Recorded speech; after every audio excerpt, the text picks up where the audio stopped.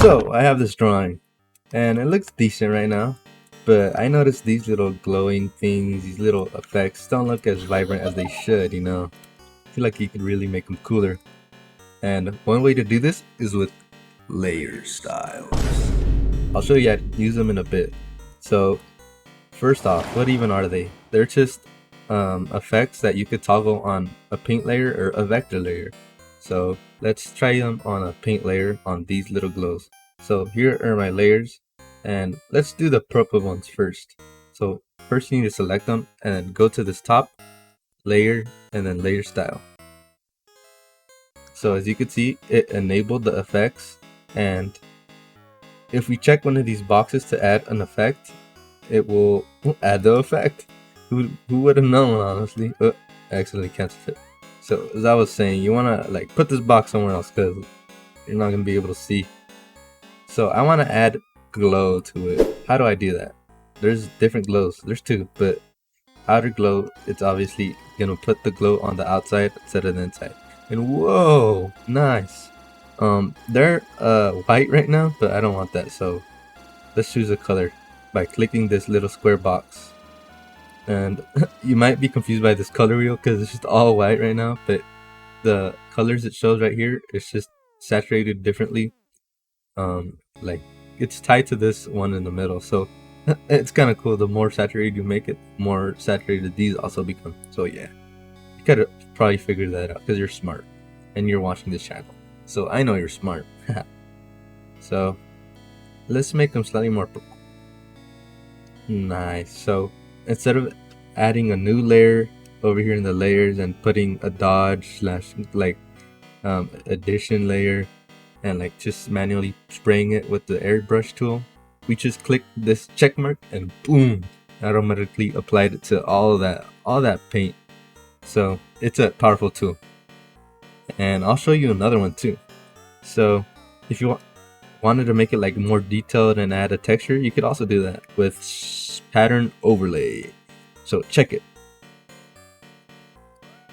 Nice. If you zoom in, you can see that it added a nice simple texture of paper, and there's a different amount of textures too. Like you could choose this one. Oh, I disabled it, my bad.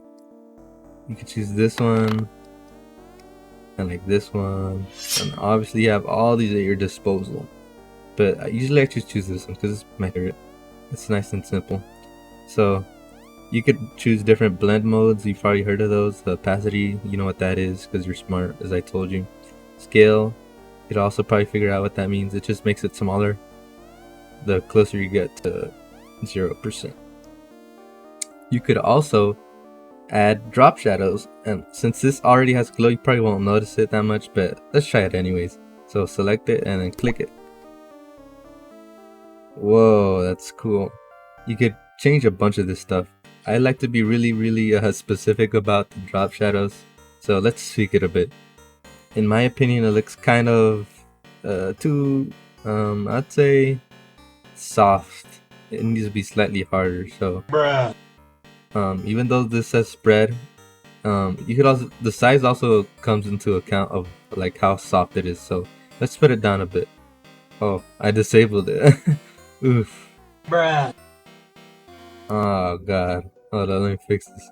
So size down, spread, and then distance closer. It does take a while to load, but considering you could either just do this by like manually, then I'd say this is 100 times better. And yeah, you could even change the angle of the drop shadow, like flip it completely. Yeah, I think that was a good angle. And you could also choose a color with this square, but black is okay. So okay.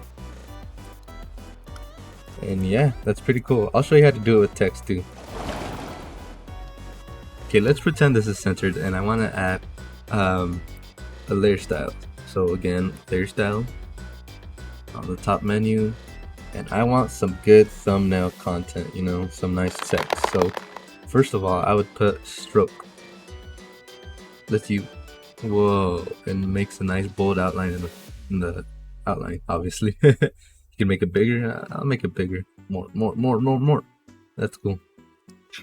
Okay, so I want it completely black. It already is black, but it's set to multiply, so it's kind of making it like dark instead of just black. So 100%. Nice. That's beautiful right there.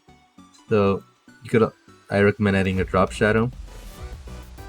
Yeah. Okay, it did load, but it's hidden by the black outline because it's over on top of it, and they're both blacks. Can't really tell. So let's put it further away using the distance. I think that's good enough. So you could also add bevel and emboss, which makes it like look 3D. Usually I only do this if I want a particular style, but I think it looks pretty cool with this background. So click OK. And yeah, that's pretty much how you do layer styles. Remember that you could save them, you could apply them to different things, and they're also Photoshop like compatible.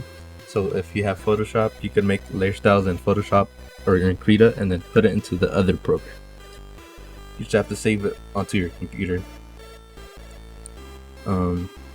Yeah, we could even edit this text and it'll still have the same layer style. So let's see.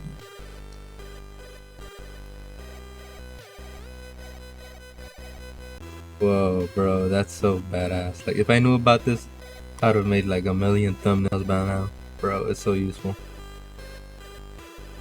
Yeah, it's just kind of laggy because it requires like computing power, but I'd rather let my computer do the work than, my brain.